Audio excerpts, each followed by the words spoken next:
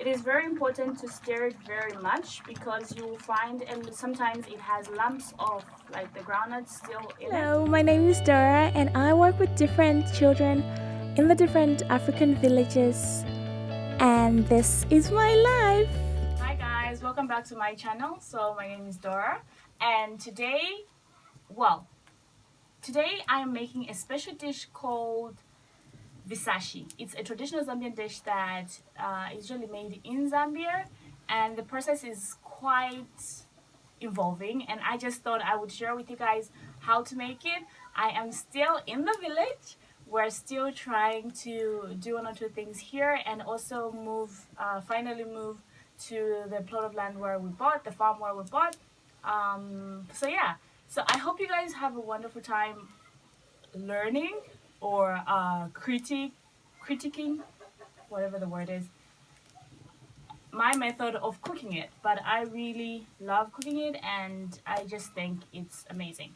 Okay, so the first thing that we do is I put a pot of boiling water on the stove. Oh my goodness, this is like a clean cloth, y'all. I don't know what I was doing on the ground. So I put like boiling water. Did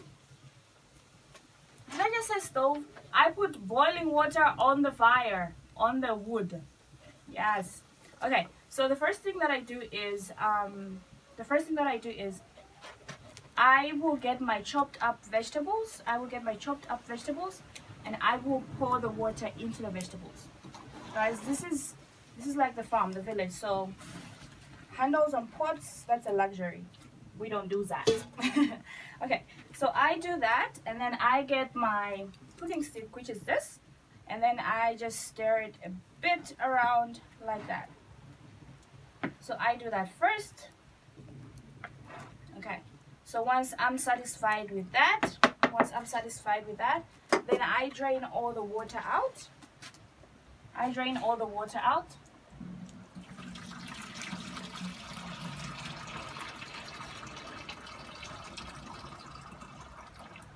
And your vegetables have to be washed before you cut them. Okay, so I will get my pot that I will be using for the whole entire process. I will get my pot, and then I will get my pot which I will use for the entire process. Then I will pour in my vegetables. I will put my vegetables in. I will put all of them in like that.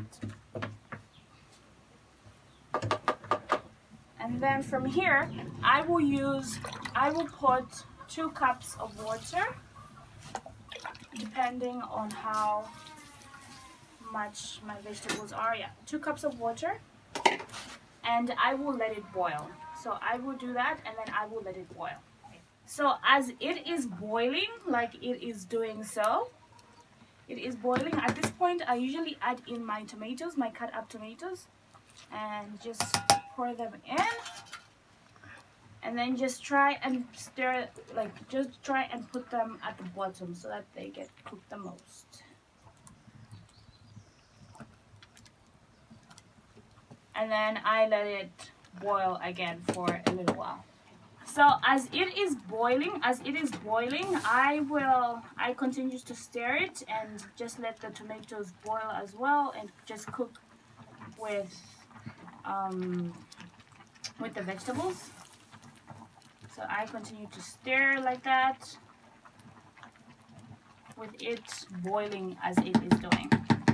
Okay, so my next stage is I usually add in the salt about now. I would say about a teaspoon of salt, or however. I usually don't use teaspoons. I kind of measure with my lid. I'm an expert at that, but I would say about a teaspoon of salt. And then from there,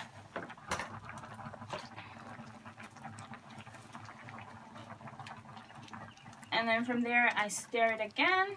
And stir it. And just let the tomatoes just boil and mix in with everything else.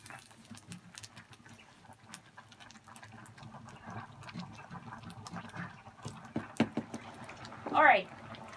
the next stage is, these are raw pounded groundnuts. They're dried groundnuts, and then they just pound them by hand and then sieve them through a sieve. So the next stage is I will add my pounded groundnuts to my vegetables. And just make sure that they are around the pot, like they are in the pot, but like not just in the middle, because you need your groundnuts to cook first before you can stir if you're cooking. So just put everything in and just let it boil for a little. Alright, so at this point it's been boiling for a little, like maybe I would say about 3 minutes. I haven't stirred it or anything like that, and so the groundnuts have become soaked and they've also started to cook into the vegetables. And now I would turn the groundnuts together with the vegetables, but make sure you do it gently and make sure that your groundnuts are mixing in with the vegetables as well.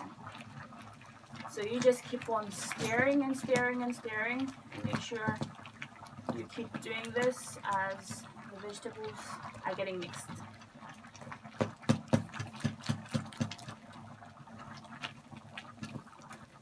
It is very important to stir it very much, because you will find, and sometimes it has lumps of like the groundnuts still in it, and if you just do it not very much, you just stir it a little bit, you will find chunks of groundnuts that haven't been cooked thoroughly, or that are still raw.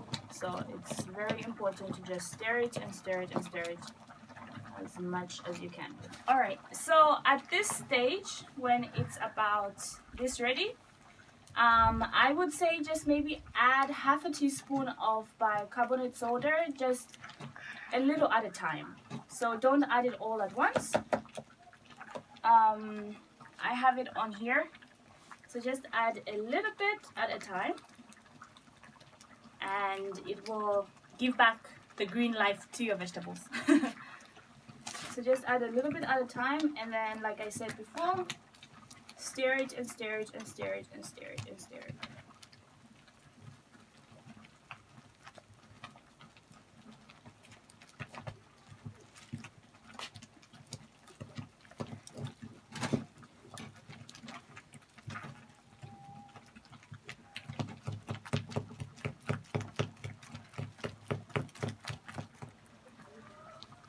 Okay, so continue to add your bicarbonate soda a little bit at a time, not so much, and I would say, like I said, half a teaspoon.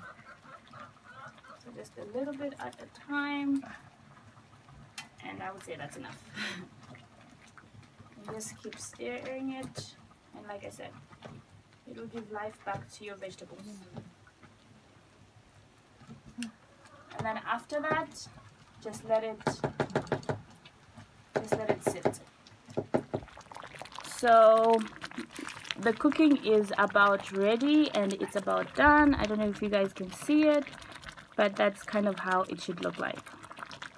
And I will show you on the plate how it should look like. So yeah, and we're done with our cooking for Ifisashi, or maybe not. So it should kind of look like that. It should still have its green flavor, green color, and the flavor should still be visible.